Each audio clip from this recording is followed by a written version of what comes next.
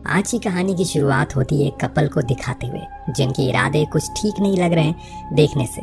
दरअसल आज इन दोनों का प्लान है ग्रोसरी स्टोर को लूटने का, जिसके लिए पूरी तैयारी के साथ है।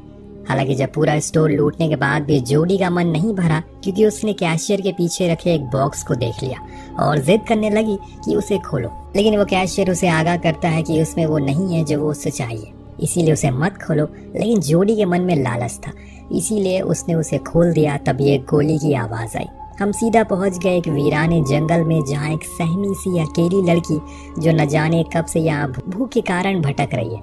आगे पीछे उसके कोई नहीं था, न जाने क्या हुआ था उसके साथ अतीत में, जो अभी इस हाल में है वो। लेकिन फिलहाल अभी उसे अपने सामने एक लकड़ी की झोपड़ी दिखाई देती है। वो फौरन उसके अंदर चली गई, जहाँ समांथा को खाने से भरा एक बैग दिखा।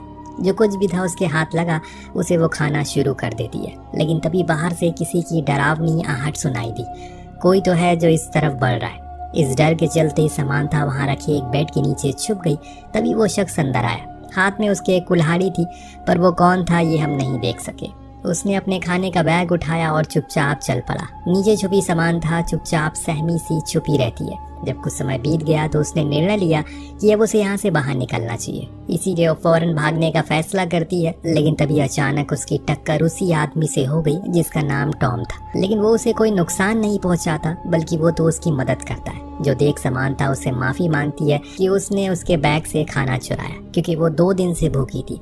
दरअसल उसकी कार खराब हो गई है बीच रास्ते में, तो उसका हस्बैंड पास के ही पेट्रोल पंप पर गया मदद के लिए, लेकिन अभी तक वो लौटा ही नहीं।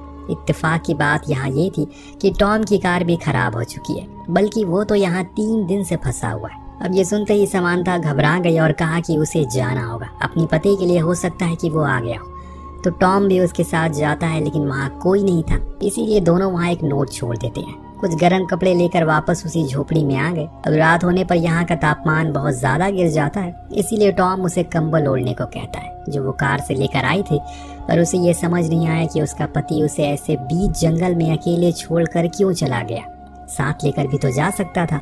तो समांथा ने बताया कि वो प्रेग्नेंट है, इसीलिए उसने ऐसा किया होगा। ये सुनने पर टॉम उसके बेड पर सोने को कहता है और खुद जमीन पर सोने की बात करता है। सोने से पहले उसने उसे पीने का पानी दिया, जो कि वो पास में बह रही एक झील से लेकर आया था। लेकिन अजीब बात यह थी कि अगले दिन जब वो वापस गया तो वो झील का नामो निशान ही नहीं था। पर इन्हीं उलझन भरे सवालों को लेकर दोनों सोने के लिए चले जाते हैं। बीच में समांथा को एक बुरा सपना भी आता है, जिससे कि सुबह उसकी जल्दी आंख खुल जाती है। लेकिन आसपास उसे टॉम कहीं दिखाई नहीं देता। बाहर गई तो उसे एक सफेद बालों वाली लड़की बेहोश पड़ी मिली। फौरन वो उसे लेकर झोपड़ी के अंदर आई। इधर टॉम अपनी कार में से कुछ फ्यूल निकालता है ताकि वो उसे समांथा की कार में डाल दे, जिससे वो लोग यहाँ से निकल सके। इधर इस तरह उस सफेद बाले वाली लड़की को होश आता है। तब हम पहचान पाते हैं, अरे ये तो जोडी है, वही ग्रोसरी स्टोर पर चोरी करने वाली लड़की। पर ये यहाँ कैसे आ गई? अब जब उसने समांथा को देखा, सोचा कि ये कोई गलत औरत है और ये जगह उसी की है। तो समांथा ने उसे पूरी दास्तान बताई, लेकिन अब भी उसे उस पर यकीन नहीं हो रहा है, इसीलिए गुस्से में वो झोपड़ी से बाहर चली गई। इस दौरान टॉम फ्यूल लेकर आ रहा होता है तो अचानक 2 बारी गोली चली, जिससे वो इतना ज्यादा डर जाता है कि उसके हाथ से वो फ्यूल गिर जाता है। उसने आवाज लगाई क्या कोई आस पास है, पर यहाँ कोई नहीं था, इसीलिए वो वापस आ गया। उसने एक अनजान लड़की को समांथा के साथ देखा, जो असल में जोडी ही थी। उसने बताया कि उसके बॉयफ्रेंड के साथ उसकी लड़ाई हो गई, इसीलिए वो उसे यहाँ अकेला छोड़कर चले गया। पर अब उसे घर वापस जाना है। उसकी बातें सुन टॉम उसे यहाँ रहने के लिए मान जाता है, पर बदले में उसे भी उनके कामों में हाथ लगाना होगा। नेक्स्ट डे समांथा और उसमें अच्छी बातें होती है, जिससे कि अब उनमें दोस्ती भी हो जाती है। पर वहाँ टॉम की तो परेशानियाँ खत्म ही नहीं हो रही है। वो नोटिस करता है जितनी दूर वो अपनी लोकेशन से जा रहा है, उतना ही वो उसके करीब होता जा रहा है। यानी कि बार बार वो लौट कर उसी झोपड़ी के पास आ जाता है, जो चीज उसे बहुत ही अजीब लगती है। और इसीलिए वापस इन दोनों के पास आता और कहने लगा ये जगह ठीक नहीं है, हमें यहाँ से चलना चाहिए। पर मुझे एक बात जाननी है, असल में तुम लोग जा कहाँ रहे थे और ये जगह कौन सी है, यहाँ किसी को पता है? तो समांथा ने कहा कि उसके पति ने बताया कि ये न्यू हैम्पशायर है। पर जोडी कहती है जगह तो डकोटा है। तो वहीं टॉम कहता है कि वो लॉस एंजलिस वाले रूट पर था। इन सब बातों के बाद अब ये समझ चुके हैं कि ये बहुत बड़ी मुसीबत में है, और इसीलिए टॉम ने मन बनाया कि वो लोग कल सुबह जितनी दूर जा सकते हैं उतनी दूर जाएंगे, ताकि किसी की मदद ले सके या फिर कुछ और तरीका निकाल सके इस जगह से बाहर निकलने का। रात होने पर जोडी और टॉम दोनों एक साथ एक बड़ा ही अजीब सपना देखते हैं। जिसमें उन्हें कोई इंजेक्शन लगा रहा है, और कुछ इसी तरह का समानता का भी था जिसमें वो दर्द से कर्रा रही है। खैर सुबह हुई तो ये लोग अपना सामान समेट कर चलना शुरू करते हैं। समानता और जोडी के बीच बातें होती है जिसमें वो उसे अपने अतीत के कुछ पन्ने साझा करती है, जैसे कि उसकी माँ उसे जन्म देते ही मर गई, तब से वो अनाथ आश्रम में पली बड़ी है। तभी अचानक उसके पैर पर एक चीज टकराई और वो गिर पड़ी। उसी समय उसके जेब से पैसों की गड्डी गिरी, जिसे देख टॉम अचंभित हो गया और जल्दी ही पूछा कि इतने पैसे तुम्हारे पास कहाँ से आए। जवाब में कहा कि ये उसकी खुद की सेविंग है जो उसने अपने बॉयफ्रेंड के साथ रखी थी, पर जाते टाइम उसने उसे ले ली। तभी समानता की नज़र उसी चीज़ पर पड़ी जिसे जोडी टकराई थी। ये एक हैंडल था।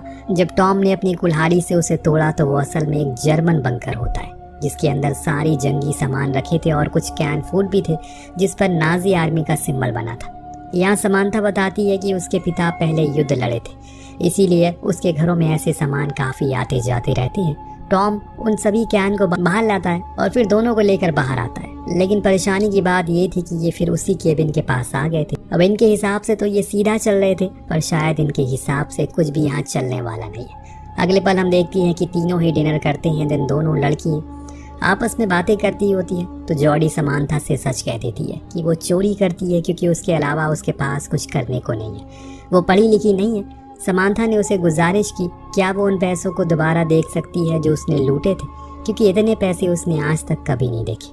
तो जोडी खुशी खुशी उसे वो पैसे दिखा देती है, जो देख उसे हंसी आ गई क्योंकि ऐसा लगा कि वो मजाक कर रही है, क्योंकि उस पर स्टाम्प 1984 का था। उसके हिसाब से वो पैसे फ्यूचर के हैं, पर जोडी ने कहा कि नहीं, वो 1984 ही में रहती है, लेकिन समानता के हिसाब से ये साल तो 1964 का है। अब ये सब कुछ बहुत ही अजीब था, यानी कि दो औरतें हैं, सेम जगह पर हैं, लेकिन डिफरेंट टाइमलाइन से, अलग अलग समय से।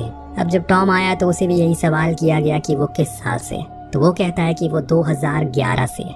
अब ये सुनने के बाद उन दोनों ने अपनी पूरी कहानी बताई। पहले तो टॉम को ये सब मजाक लगा, लेकिन उनके शब्दों के भारीपन को देखते हुए वो समझ गया कि जरूर कुछ तो गड़बड़ है। इतने में अचानक बाहर से गोली चलने की आवाज आई। कौन बार बार गोली चला रहा है? जब देखा गया तो पता चला कि वो कोई अनजान शख्स है जिसके हाथ में बंदूक है। इन्हें मदद की जरूरत थी, इसीलिए वो बाहर आया।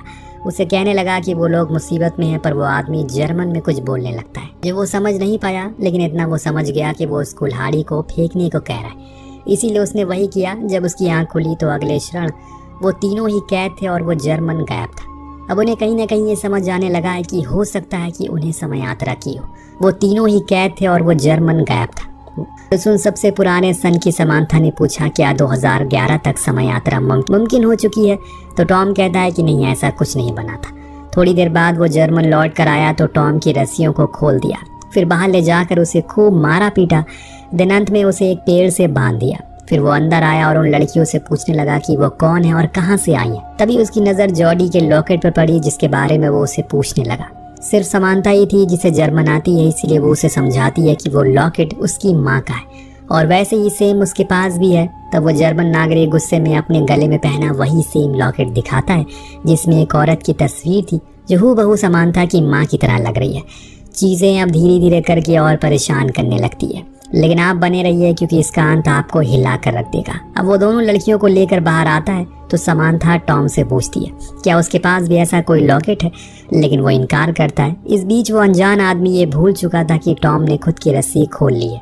अगले पल अब उस हाल में है जिस हाल में उसने इन तीनों को रखा था, पर वहीं खड़ी ये तीनों अपनी ही कश्मकश में डूबे हुए हैं, क्योंकि कहीं ना कहीं उन्हें ये गुत्थी सुलझती हुई नजर आ रही है। समानता का कहना था कि उस आदमी के पास जो लॉकेट है उसमें जो तस्वीर है वो उसकी माँ की है, तो टॉम ये मानने को राजी नहीं था।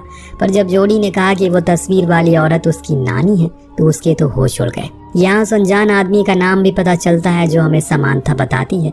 उसका नाम था जो असल में उसके पिता थे। पर सिर्फ यही नहीं, जब समानता ने जोडी से उसकी जन्म की तारीख पूछी तो उसने बताया कि 3 जून 1964 ये वही तारीख थी जिस दिन जोडी की माँ की मृत्यु हुई थी अपनी बेटी को जन्म देते हुए, और वो बेटी कोई और नहीं बल्कि खुद जोडी ही थी। क्यों आपको शौक लगा ना? अब पूरे केबिन में शौक का मातम पसरा हुआ है। बात ही कुछ इस तरह सामने आई है, सभी के होश उड़ चुके हैं। समानता को जब पता चला कि उसका पति असल में युद्ध में मारा गया तो वो रोते हुए केबिन से बाहर चलेगी। लेकिन सिर्फ यही नहीं, यहाँ एक और राज से पर्दा उठता है। बाहर बैठा टॉम जोडी को बताता है कि वो असल में उसकी माँ एक चोर थी, पर वो उसकी इस बात को नकार दे क्योंकि उसके पास ऐसा कोई लॉकेट नहीं था। पर उसका कहना था कि उसके पास सेम लॉकेट है, पर वो अभी उसके घर पर है। वो बताता है कि उसकी माँ एक चोर थी जो अपने पति केविन के साथ शहर के गैस स्टेशन ग्रोसरी स्टोर को लूटा करती थी, लेकिन एक दिन उन्होंने खुद अपने पति को मार डाला, जिसके जुर्म में उन्हें फांसी हो गई। ये एक कड़वा सच था जो असल में हकीकत थी, और ये चीज जोडी सुन नहीं पाती है और वो भी केबिन से बाहर आ जाती है। बाहर बैठी उदास समांथा के पास उसकी बेटी जोडी गई। अब वो एहसास कुछ अलग है, पहले वाली चीज खत्म हो चुकी है, क्योंकि समांथा को जब से पता चला कि वो अपनी बेटी को जन्म देते मर जाएगी, उसकी तो मानो दुनिया ही उजड़ गई। लेकिन वो खुश है क्योंकि उसकी बेटी जिंदा है और उसके नाना नानी उसका ख्याल रखेंगे बाद में। लेकिन जोडी ने बताया कि नाना नानी उस पर बहुत अत्याचार करते हैं और हमेशा भूखा रखते हैं, इसीलिए उसने बचपन में ही उसे घर छोड़ दिया। ये सुनने के बाद वो रोने लगी और फौरन केबिन में आकर हैंसमैन यानी कि अपने पिता को सारी बात समझाई और फिर उसे फ्री करने की कोशिश में लग गई। पर टॉम उसे ऐसा करने से मना करता है क्योंकि वो खतरनाक हो सकता है, पर समांथा को यकीन है कि उसके पिता उसे कुछ नहीं करेंगे। लेकिन जैसे ही वो फ्री हुआ, अपनी बंदूक और कपड़े लेकर भाग गया वहां से। इस बीच समांथा को फिर से अपना वही डरावना सपना याद आता है जब वो अपने बच्चे को जन्म देते हुए मर गई थी, क्योंकि उस समय एडम यानी कि उसका पति जंग में था और घर पर एम्बुलेंस लेट पहुंची। तो वहीं टॉम ने भी बताया कि उसने भी ऐसा कुछ सपना देखा था जिसमें वो उस फादर को शूट कर देता है जो उसका शोषण करता था और फिर उसके बाद खुद को भी शूट कर लेता है। वहीं आखिर में बारी आई जोडी की, तो उसे भी वही फांसी वाला दिन याद आता है, यानी कि तीनों को ये अभी पता है कि वो मरने वाले हैं और कैसे कैसे मरने वाले हैं ये भी जानते हैं, पर अभी मरे नहीं है। तो यानी कि ये तीनों अपना अतीत बदल सकते हैं, जिस चीज के लिए टॉम इन्हें फौरन उसी जर्मन बंकर में लेकर जाता है, क्योंकि उसका मानना था कि ये सब हैंसमैन की मौत के बाद से ही शुरू हुआ था, तो हमें सबसे पहले उसे रोकना होगा। समांथा ने बताया कि उसके पिता की मौत 14 मई को हुई पोलैंड में एक एयर स्ट्राइक में, और आज 14 मई थी और जिस जगह ये खड़े हैं वो पोलैंड ही है, यानी कि उनके पास मौका है। टॉम ने दिमाग लगाया और बताया कि अगर हैंसमैन की मौत नहीं होगी तो उसकी बीवी यानी कि समांथा की दूसरी शादी नहीं करेगी, जिसका मतलब ये होगा कि वो घर पर होगा और तब वो समांथा को लेबर पेन के दौरान हॉस्पिटल ले जा सकेगी। इसीलिए वो फौरन हैंसमैन को ढूंढने निकल जाता है जो केबिन में रेडियो से कनेक्शन बना रहा था, पर वो खराब था। तो समांथा ने उसे एयर स्ट्राइक के बारे में बताया, पर वो उसकी एक नहीं सुनता और भागने लगता है। तब टॉम उसे रोकने की भरपूर कोशिश करता है, लेकिन इसी में एक भयानक गलती हो जाती है। हैंसमैन ने गोली चला दी जो जाकर लगती है सीधा जोडी को। वो तो भाग जाता है, लेकिन ये दोनों घायल जोडी को लेकर केबिन में आते हैं। टॉम अब बहुत ही ज्यादा परेशान था, क्योंकि अगर जोडी मर गई तो वो कभी पैदा ही नहीं हो पाएगा। मुझे उसे किसी तरह करके रोकना होगा, इतना बोलकर वो हैंसमैन को पकड़ने के लिए चला जाता है। इधर समांथा अपनी बेटी को जिंदा रखने की पूरी कोशिश करती है, इसीलिए ईश्वर ने कभी किसी इंसान को ये ताकत नहीं दी कि वो खुद के अतीत को कल को देख सके, वरना वो कुदरत की बनाई चीजों से छेड़छाड़ करना शुरू कर देगा, जिसका अंजाम बहुत ही भयानक हो सकता है। टॉम ने हैंसमैन को ढूंढ तो लिया, लेकिन वो हर बारी उसके चंगुल से भाग जाता है। लेकिन उसे एक बात देखी, वो कहीं भी भागे बार बार उसी केबिन के पास आ रहा था, इसीलिए वो भी अब उसी केबिन के पास चला गया जहाँ अब दोनों आमने सामने थे। हैंसमैन उस पर कई गोलियां चलाता है, लेकिन एक भी गोली उसे नहीं लगती, क्योंकि अब टॉम का वजूद ही खत्म होता जा रहा है। जोडी की आखिरी सांसों की तरह जैसे जैसे उसकी आत्मा उसके शरीर को छोड़ रही है, टॉम खुद का अस्तित्व खोता जा रहा है। और फिर एक पल वो भी आता है जब वो पूरी तरह से गायब हो जाता है, क्योंकि जोडी मर चुकी है। पर समांथा को अब ये देख अपने पिता पर बहुत गुस्सा आता है। उन्होंने खुद के साथ साथ अपने आने वाली पीढ़ी की भी जिंदगी को मुश्किल बना दिया। इतना सब कुछ होने के बाद अब जाकर हैंसमैन को उसकी बातों पर यकीन आता है, लेकिन अब क्या, अब तो बहुत देर हो चुकी है। आसमान में रशियन प्लेन नजर आने लगे हैं, इसीलिए दोनों ही भाग, लेकिन बॉम्ब गिरना शुरू हो चुके हैं, जिसे समांथा भी घायल हो चुकी है। लेकिन उसके पिता उसे उठाकर बंकर में आ जाते हैं। अब धीरे धीरे करके समांथा का वजूद भी खत्म होता जा रहा है, क्योंकि हैंसमैन ने खुद को बचा जो लिया, वो उस समय नहीं मरा जिस समय वो पहले मरा था। यानी कि अब सब कुछ सही हो जाएगा, लेकिन एक चीज अभी भी नहीं बदलेगी। वो क्या था आपको कुछ देर में पता लग जाएगा। सीन शिफ्ट होकर पहुंचता है फिर से उसी समय में जिसमें कहानी की शुरुआत हुई थी, लेकिन इस समय चीजें काफी बदली है। जोडी उसी ग्रोसरी स्टोर पर जाती है, लेकिन एक अलग अवतार में, एक अमीर और पढ़ी लिखी लड़की बनकर। लेकिन जब वो वहां से बाहर निकली तो उसे केविन दिखा, जो अपनी दूसरी गर्लफ्रेंड के साथ वही काम को अंजाम देने वाला है, पर एक नई गर्लफ्रेंड के साथ, जिसका मतलब ये है टॉम कभी पैदा ही नहीं होगा, क्योंकि जोडी केविन कभी मिले ही नहीं। और ऐसा इसलिए हुआ क्योंकि समांथा अभी जिंदा है, जिसे हम अगले सीन में देखते हैं, जिसके हाथ में अपने पिता की अस्थियां हैं, जिन्हें मान सम्मान के साथ उसने श्रद्धांजलि दे दी 1964 में। अंत में आप फिर से उसी स्टोर में देखते हैं जहाँ केविन की नई गर्लफ्रेंड अमेली ने सब कुछ लूट लिया, लेकिन अंत में उसकी भी लालच खत्म नहीं हुई और उसकी नज़र कैशियर के पीछे रखे उस बॉक्स पर पड़ी, जिसे खोलने को उसने कहा, लेकिन कैशियर ने उसे आगाह किया अगर वो अंदर गई तो अब कुछ भी नहीं सुधर पाएगा। पर वो नहीं मानी और बूम एक गोली चली, जिसके साथ ही कहानी का यही पर अंत होता है। दोस्तों, ये एक बहुत ही कमाल की कहानी है जो हमारे और आपके दिमाग को पूरी तरह से घुमा कर रख देती है। कहानी कैसी लगी हमें कमेंट करके जरूर बताएगा। मिलते हैं अगले वीडियो में। Thank you so much watching. Peace out.